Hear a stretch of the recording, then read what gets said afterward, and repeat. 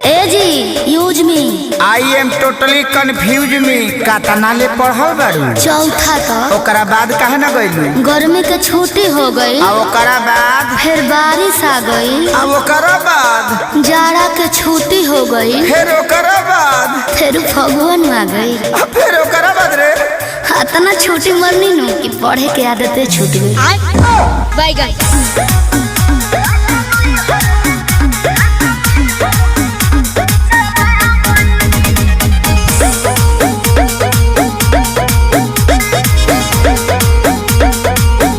अरे तहरा पढ़ाई के नइखे कोनो जोड़ हो, बोलेलू तो इंग्लिश के तूर देलू गोड़ हो। मैं तो बताई मैं नहीं हूँ हाई फाई। अरे तहरा पढ़ाई के नइखे कोनो जोड़ हो, बोलेलू तो इंग्लिश के तूर देलू गोड़।